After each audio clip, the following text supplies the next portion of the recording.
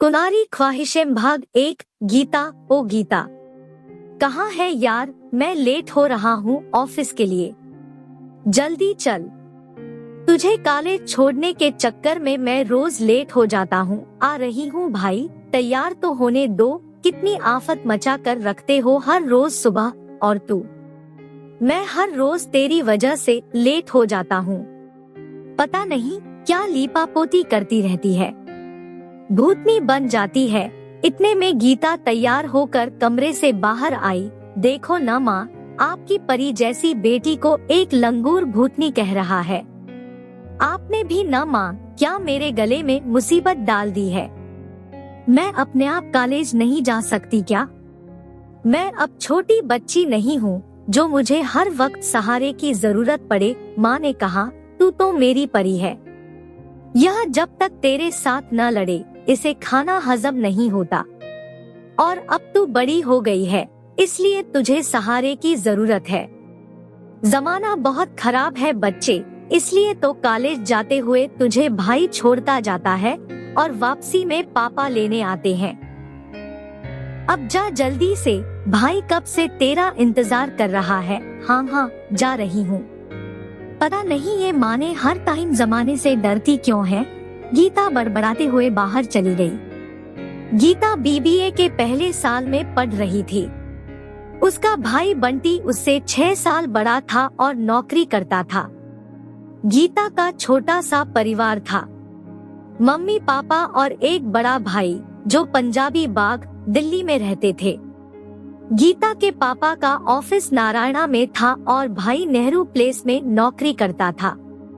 गीता का राजधानी कॉलेज पंजाबी बाग में ही था, मगर घर से तकरीबन 10 से 15 किलोमीटर दूर, इसीलिए बस से जाने के बजाय वह भाई के साथ जाती थी। वैसे भी जब से गीता ने कॉलेज में एडमिशन लिया था, माँ ने सख्त हिदायत दी थी कि उसे अकेला नहीं छोड़ना, जमाना खराब है। कल को कोई ऊंच नीच हो गई तो कौन जिम्मेदार होगा, इसलिए अपनी चीज का ख्याल तो खुद ही रखना होगा। गीता को कॉलेज छोड़ने के बाद बंटी रास्ते से अपने ऑफिस के साथी सागर को नारायणा से ले लेता था। एक दिन सागर ने कहा, यार मुझे अच्छा नहीं लगता कि तू रोज मुझे लेकर जाता है। तू परेशान न हुआ कर, मैं बस से चला जाऊंगा। इस पर बंटी बोला, यार मेरा तो रास्ता है, इधर से मैं अकेला जाता हूँ। अगर तू पीछे बाइक पर बैठ जाता है तो क्या फर्क पड़ता है। फिर भी यार तुझे परेशानी तो होती ही है, यार भी कहता है और ऐसी बातें भी करता है। देख, अगर बस के बजाय मेरे साथ जाएगा तो बस का किराया बचेगा ना, वह तेरे काम आएगा। मैं जानता हूँ तेरा बड़ा परिवार है और तनख्वाह कम पड़ती है। यह सुनकर सागर चुप हो गया। इसी तरह यह सिलसिला चलता रहा।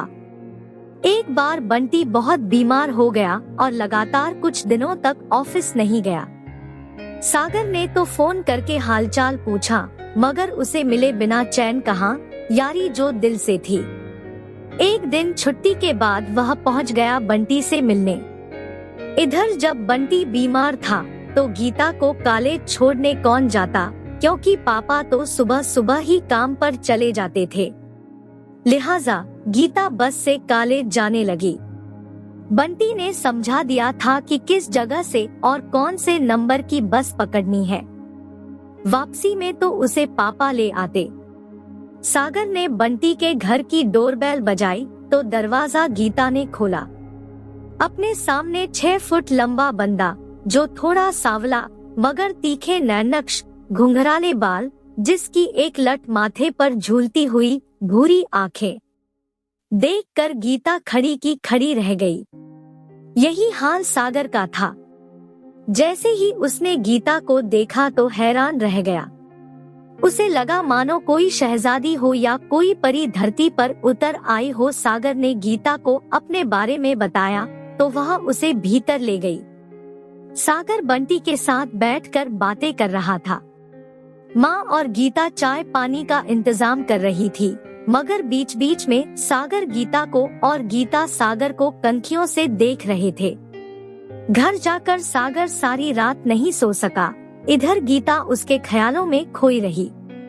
अगले दिन गीता को न जाने क्या सूझा कि बस से कॉलेज न जाकर नारायण बस स्टैंड पर उतर गई, क्योंकि शाम को वह बातों बातों में जान चुकी थी कि सागर नारायणा में रहता है, जिसे बंटी अपने साथ नेहरू प्लेस ले जाता था। जैसे ही गीता नारायणा बस स्टैंड पर उतरी, तकरीबन 5 मिनट बाद ही सागर भी वहां आ गया। हेलो, सागर ने औपचारिकता दिखाते हुए कहा। हाय, ऑफिस जा रहे हैं आप? गीता ने हेलो का जवाब देते हुए और बात आगे बढ़ाते हुए कहा।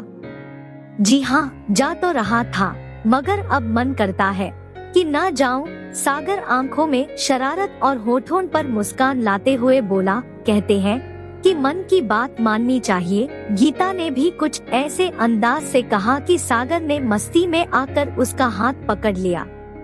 अरे सागर जी, छोड़िए, कोई देख न ले, गीता ने घबरा कर कहा। ओफो, यहाँ कौन देखेगा, चलिए कहीं चलते हैं, सागर ने कहा और गीता चुपचाप उसके साथ चल दी। आज आप भी कॉलेज नहीं गई?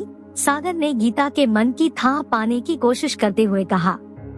बस आज मन नहीं किया, कहकर गीता ने शर्मा कर आंखें झुका ली।